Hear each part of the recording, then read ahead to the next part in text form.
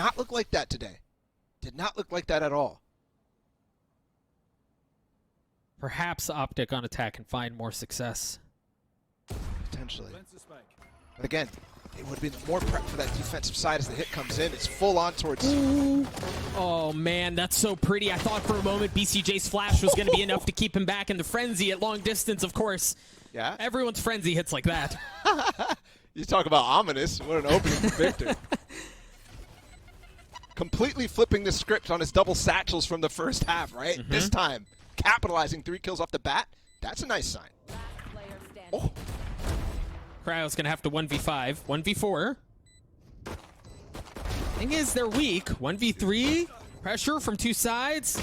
You can't give Cryo a lot to work with here because he's always got a chance at it, but Optic win the pistol, and that's big, right? It's momentum-based. You get the pistol, you have a chance to get back in this thing. You lose that pistol, it's essentially a wrap.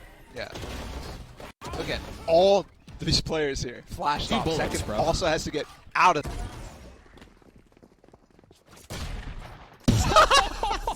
And he almost lands a second, but gets away. Talk about an easy way to stop a double satchel. Just do that. Yeah, sure. Just tap him in the head. As he's, okay, he kind of didn't get the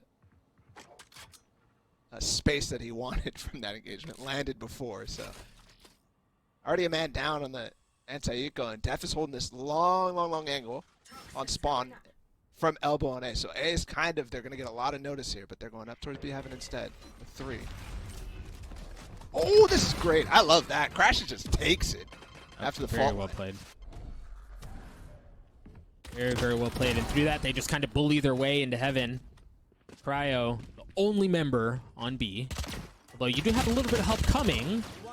Form of Aaron, yeah, it was just going to be a bit late. And then honestly, when he does show up, he falls almost just as quickly. So Def's in this 1v4 with a Marshall, which, sure.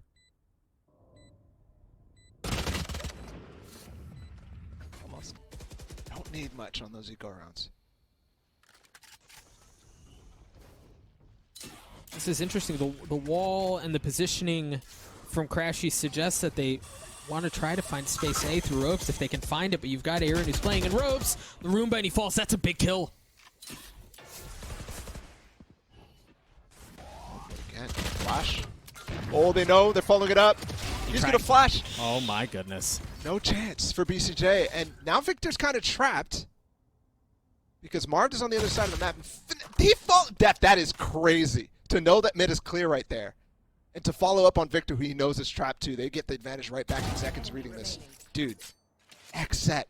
Unbelievable reads. Over and over. Against one of the strongest IGLs in North American FNS. Times might be changing. Wow.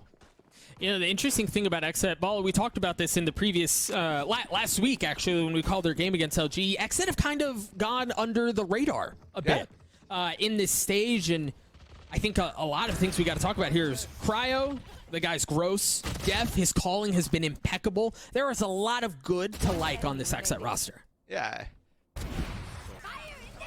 The next map as well, Victor fast again with the showstopper. Only Aaron to receive, and he gets him on the other side of the wall. Not quite sure how he made that read. Maybe just trying to shot straight through the heaven gap anyways. Cryo still maintains A heaven control, and this is important because they are planning for it. Second with the read. The thing is, they never established heaven control.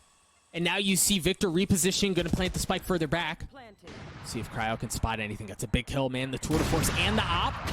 Yeah, he's going to have to go nuts. Nothing doing, man. They get on site. It was a fast hit, and it looked like XSET even were expecting that. With how far back Aaron was, they land the showstopper kill, and XSET still managed to take the site back. I need to know the time on this match so far because it feels like we've been here only 20 minutes, and we're on that point for XSET right now. Just maybe. I mean, he has the op. I mean, this angle's so difficult. Yeah, giving it right back. Now the tour de force through. Never doubt the power of Doug's comeback calls. And that tour de force is going to continue to cause problems. Optic have taken control of the site. You don't have any ultimates to work with on the side of XSET. Yep. And this tour de force could actually shut down the round if he gets a kill in that with the slow field. I mean, he's already gotten some value out of it, and Crash uses... He's fast on the counter. He just took down the ult. Oh my goodness. Yay. You're gonna have to go big. There are a whole lot of targets before you won. The flash in his face. He's countered. He's gonna have to land that as, yeah, my goodness, that was gonna have to be a no-scope, and it's not happening. 13-4, Exit with a statement to start off their playoff run. Man, if there were people sleeping on him before this. Week into their own map pick and bind. I think the XSET split pick made a huge amount of sense, and I think it caught Optic off guard. There were so many moments here from Optic where they were making mistakes like that. Victor just walking out, missing crashy smallies, the sloppiness generally of the play. And though they had a couple of decent ideas that Bala was talking about on the cast, the majority of it was failing and did not look to the same degree of preparation as we've seen from them. For example, when they played Sentinels on Bind, or when they played version 1 and Knights on Ascent and looked mega drilled. That wasn't the Optic that came out today, it was the cold Optic. Yeah, I think what I was most disappointed by, especially in that first half, which went so poorly for Optic, was their mid control, right? Every single round, or at least nearly so, Exit was playing that default where they had initial pressure in towards mid 3, one on each extremity, took that space, and then just went off of that. Sometimes it would be a split back towards A, sometimes it would just be a clean hit towards B, but the consistent force was that Def was finding these lurks that were continually getting impact. There was at least 3-4 rounds in that first half that he was finding these massive flanks on through, and it wasn't until round 8 that he was shut down for the first time on one of these flanks. That stuff needed to be happening way sooner. Optic was so slow to adapt in this game. Yeah, and the stats, when you take a look at them, do tell some level of story. Boki were pointing out that Victor went 2-11 in the first half. And, I mean, you can see here just negative KDs on everybody on Optic as they just got slammed. While Cryo dances on them. 25-9. He went crazy. Yeah, absolutely nuts. Just getting fed kill after kill as Optic tried to do aggressive plays that weren't well coordinated or drilled.